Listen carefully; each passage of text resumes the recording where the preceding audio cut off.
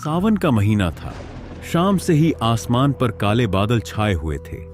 हवा में नमी थी और दूर दूर तक फैले खेतों के ऊपर धुंध की पतली परत तैर रही थी।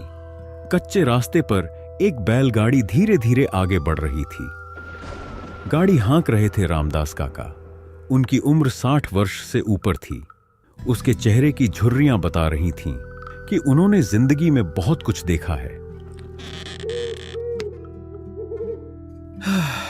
आज तो बहुत थक गया हूं। थकेगा नहीं तो क्या करेगा, सुबह से मेला ही घूम रहा है। गोपाल हंस पड़ा, लेकिन रामदास काका चुप थे। उनकी नजर बार बार आसमान की तरफ जा रही थी।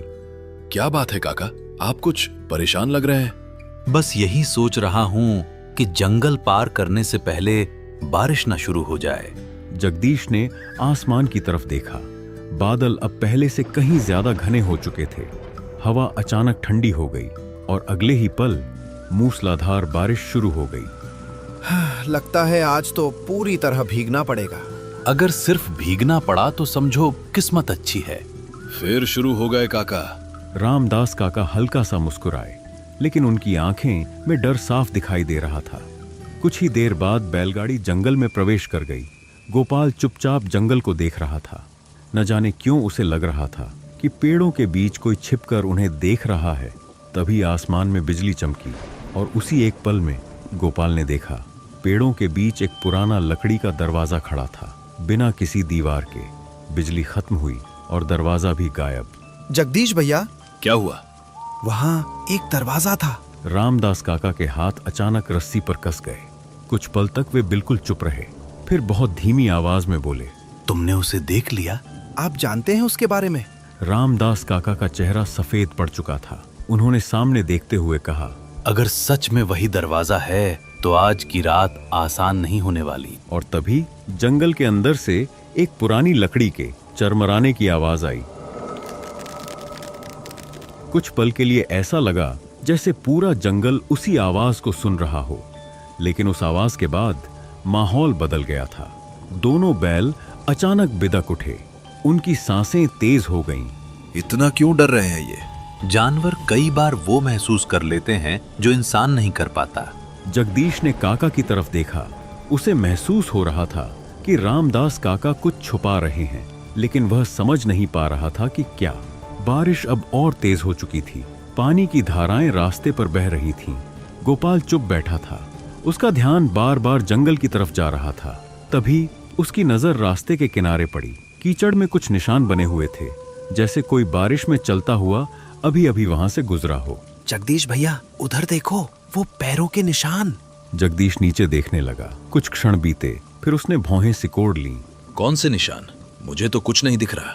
रात के समय जंगल में हर चीज को देखने की कोशिश नहीं करनी चाहिए बेटा। गोपाल को यह जवाब बिल्कुल पसंद नहीं आया, क्योंकि यह जवाब था ही नहीं। जगदीश भी समझ गया कि काका कुछ छुपा रहे हैं। काका, अगर कोई बात है तो साफ साफ बताइए। जब बताने का समय आएगा तब बता दूंगा। इसके बाद कोई कुछ नहीं बोला। बारिश अब पहले से हल्की हो चुकी थी। ऐसा लगता था जैसे पेड़ पहले से ज्यादा पास आ गए हों। कुछ देर बाद गोपाल को फिर वही एहसास हुआ, जैसे कोई उससे देख रहा है। लेकिन तभी आसमान में बिजली चमकी और उसी पल गोपाल को वही दरवाजा दिखा, पर इस बार वहां कोई था। एक धुंधली आकृति, बिल्कुल स्थिर, जैसे वह कहीं जाने की जल्दी में न हो। गोपाल की सांस अटक गई। क्या हुआ? तू इतना डरा हुआ क्यों है? दरवाजा। जगदीश ने चारों तरफ देखा। उसे कुछ नहीं दिखाई दिया। गोपाल, तू शायद ज्यादा सोच रहा है। नहीं भैया, मैं झूठ नहीं बोल रहा। मैं ये नहीं कह रहा, लेकिन हो सकता है बिजली की वजह से। गोपाल ने गौर किया। जितना वह दरवाजे की बात करता था, रामदास काका उतने ही बेचैन हो जाते थे, जैसे वे उस नाम को सुनना ही नहीं चाहते हों। कुछ देर बाद बारिश फिर तेज होने लगी। गोपाल सामने देख रहा था। फिर धीरे धीरे उसकी नजर बाईं तरफ गई और उसी पल उसका खून जम गया। उसे लगा जैसे बारिश अचानक रुक गई हो। हवा भी नहीं चल रही थी। उसने चौंक कर सामने देखा। रामदास काका वहां नहीं थे, जगदीश भी नहीं था। गोपाल का दिल जोर जोर से धड़कने लगा। तभी उसके पीछे से किसी के चलने की आवाज आई। गोपाल तेजी से पलटा। वहां कोई नहीं था। गोपाल बुरी तरह चौंक गया। उसने आंखें झपकाईं। बारिश फिर सुनाई देने लगी। बैलगाड़ी चल रही थी। रामदास काका सामने बैठे थे, जगदीश उसके बगल में था, जैसे कुछ हुआ ही न हो। लेकिन गोपाल जानता था कि कुछ देर पहले जो हुआ था वह केवल उसका वहम नहीं था। क्या हुआ है? ऐसे क्यों देख रहा है? कुछ नहीं भैया। मुझे मत बता कि कुछ नहीं हुआ। तेरे चेहरे पर साफ लिखा हुआ है।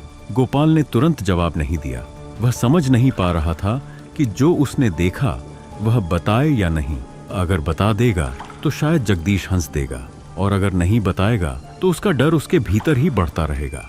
रामदास काका ने बिना पीछे देखे कहा, कुछ बातें तुरंत नहीं बतानी चाहिए, पहले खुद समझ लेना चाहिए कि देखा क्या है।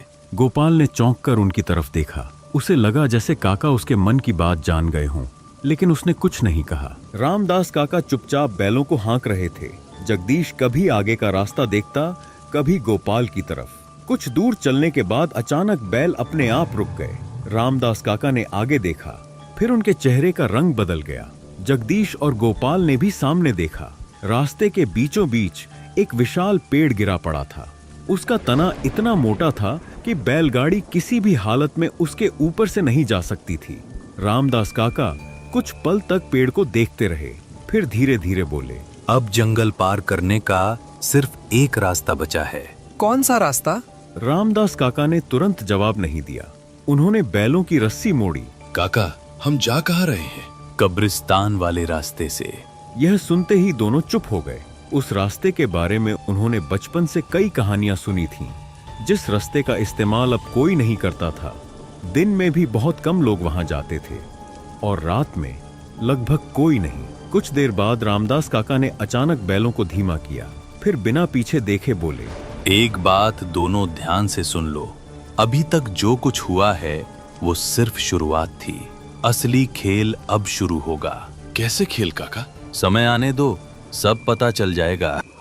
कब्रिस्तान वाला रास्ता पहले से भी ज्यादा सुनसान था। दोनों तरफ पुरानी कब्रें दिखाई देने लगी थीं। कुछ कब्रें टूटी हुई थीं। बैलगाड़ी धीरे धीरे आगे बढ़ रही थी। गोपाल को लगातार ऐसा महसूस हो रहा था जैसे कोई उसकी तरफ देख रहा हो। रामदास काका की आवाज धीमी थी, लेकिन उसमें ऐसा डर था जो गोपाल ने पहले कभी नहीं सुना था। कुछ देर तक सिर्फ बैलगाड़ी की चरमराहट सुनाई देती रही, फिर अचानक दोनों बैल एक साथ रुक गए।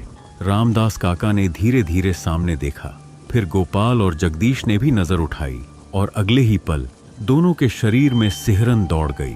रास्ते के बीचों बीच एक औरत खड़ी थी, जैसे किसी मूर्ति को वहां खड़ा कर दिया गया हो। बारिश लगातार उसके ऊपर गिर रही थी, लेकिन वह हिल तक नहीं रही थी। ये कौन है? शायद किसी गांव की औरत होगी। यह कहते हुए जगदीश खुद भी अपनी बात पर भरोसा नहीं कर पा रहा था, क्योंकि रात के उस समय कब्रिस्तान के बीच कोई अकेली औरत खड़ी क्यों होगी। वह औरत धीरे धीरे चलने लगी। वह सीधा बैलगाड़ी की तरफ बढ़ रही थी। रामदास काका ने बहुत धीमी आवाज में कहा, कोई कुछ नहीं बोलेगा और कोई नीचे नहीं उतरेगा। वह बैलगाड़ी से कुछ ही दूरी पर आकर रुक गई। चेहरा दिखाई नहीं दे रहा था। कुछ सेकंड तक वह वहीं खड़ी रही। अगले ही पल वह औरत हंसने लगी, एक अजीब डरावनी हंसी। जगदीश भी पहली बार पूरी तरह समझ गया था कि उनके सामने कोई इंसान नहीं खड़ा है। तभी रामदास काका ने बहुत धीमी आवाज में कहा, ध्यान से सुनो दोनों, जो भी कहूं वैसा ही करना। गोपाल और जगदीश ने बिना कुछ बोले सिर हिला दिया। ये इस जंगल का छलावा है। छलावा? हाँ, बरसात की कुछ रातों में ये जंगल में भटकता है। जो भी इस रास्ते से गुजरता है उसे अपने जाल में फंसाने की कोशिश करता है। इसीलिए बाकी सारे रास्ते बंद हो जाते हैं और इंसान चाहे या ना चाहे उसे इसी रास्ते पर आना पड़ता है। गोपाल को अचानक वे सारी बातें याद आने लगीं, और वह सब जो सिर्फ उसे दिखाई दे रहा था। काका, इससे बचेंगे कैसे? ये तुमसे बात करेगी, कुछ पूछेगी भी, लेकिन चाहे कुछ भी हो जाए कोई जवाब नहीं देगा। अगर इसके किसी सवाल का जवाब दे दिया तो समझो हमेशा के लिए इसके साथ चले गए। गोपाल, तुम मुझे देख सकते हो ना? गोपाल ने अपने दोनों हाथ कसकर पकड़ लिए। उसने जवाब नहीं दिया। कुछ पल तक सन्नाटा रहा, फिर वह आवाज दोबारा आई, जगदीश, तुम क्यों चुप हो? जगदीश की सांसें तेज हो गईं, लेकिन उसने भी कुछ नहीं कहा। फिर अचानक छलावा ने एक तेज चीख मारी। इतनी तेज कि पूरा कब्रिस्तान कांप उठा। लेकिन रामदास काका ने तुरंत रस्सी खींची। दोनों बैल पूरी ताकत से आगे दौड़ पड़े। बारिश भी धीरे धीरे कम होने लगी और फिर अचानक जंगल खत्म हो गया। सामने खुले खेत दिखाई देने लगे। दूर गांव के मंदिर की घंटी सुनाई दी। तीनों ने राहत की सांस ली। जगदीश ने पीछे देखने की कोशिश की। अब देखने की जरूरत नहीं है बेटा, हम जंगल पार कर चुके हैं। काका, अगर आपने हमें नहीं बताया होता तो शायद हम बच नहीं पाते। कुछ रास्तों पर हिम्मत नहीं, समझदारी काम आती है।